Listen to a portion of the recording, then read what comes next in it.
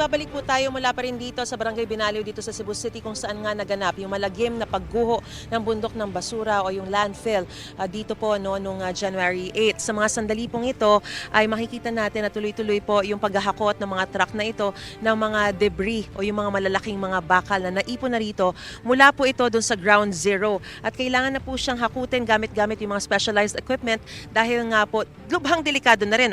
Kung makikita ninyo parang bundok na rin ng mga debris itong inilipat mula dun sa ground zero at syempre delikado dahil ito kalsada lamang po itong gilid, makikita natin dinadaanan lang po ito ng mga pedestrian at mga motorista kaya posible rin pong maging delikado yan lalo po inaasahan na magkakaroon ng mga masamang panahon, pinaghahandaan na rin po yan ng lokal na pamahalaan. And of course, kahit open space po rito, talagang naamoy na yung masangsang na amoy hanggang dito. Kaya naglalagay na rin po ng lime dun sa lugar para mabawasan yung di kaaya-ayang amoy at gayon din po ay maiwasan yung biological and respiratory hazards na maaaring idulot din po nito sa mga residente at maging dun sa mga rescuer. Sa punto pong ito, makakausap po natin si Fritz Valiente. Siya po ang isa sa mga nakasurvive mula dun sa pagguho nung January 8. Magandang umaga sa iyo, Fritz. Magandang umaga po, ma'am. Sige, harap lang tayo rito. Una sa lahat, gusto kong itanong, ano ba ang ginagawa mo dun sa lugar na yon nung mangyari yung pagguho? Bakit ka nandun? At ano yung mga obserbasyon mo bago mangyari yung pagguho? Ano kasi ako, ma'am, naka-assign po ako doon sa second floor ng building kasi, ma'am. Nasa office ako noon, nung mga panahong yun. May napansin ka ba bago mangyari yung pagguho? Yung pag ano lang talaga, yung pagyanig, yung biglang pagyanig ng building. Tapos buti na lang talaga, ma'am, naka-react pa ako. Nakadapa pa ako sa ilalim ng lamesa ko. Yun siguro yung dahilan na nakasurvive ako. Oo. Isa ka sa mga natrap sa guho. Paano ka nakasurvive? Nabanggit mo rin kanina sa akin na nagkukwento ka na nasilip mo dun sa salamin na parang nakita mo yung biglang pagguho. Paano ka nakasurvive?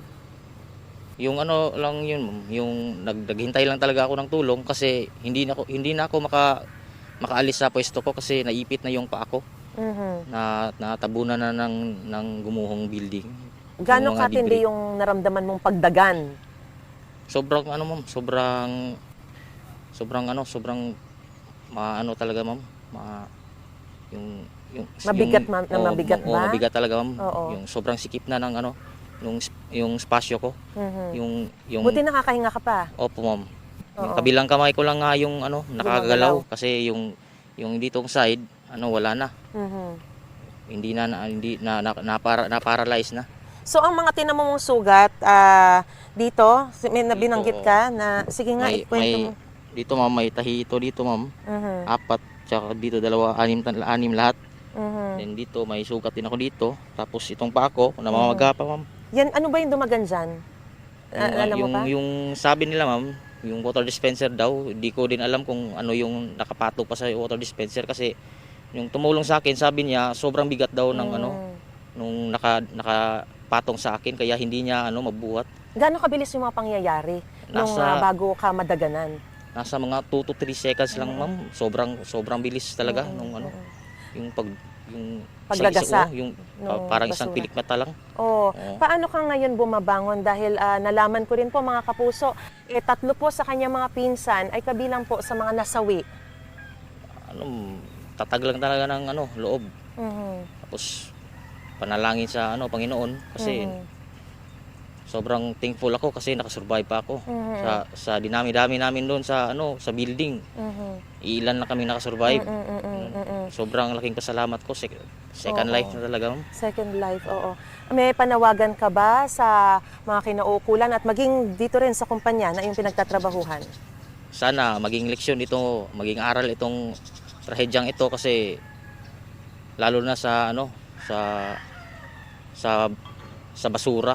Dapat talaga maging responsable tayo sa basura natin para kagaya ngayon, ilang taon lang ito nag-operate na itong landfill na ito. Ganyan grabe yung basura na natanggap dito sa area na to. 2023 ka nagsimula rito? 2029, ma'am. 20, okay, okay. Mga magsi 7 years pa lang itong basurahan na to, ma'am. Alright. Ganyan kabundok yung ano, basura, lalo na. Mm-mm.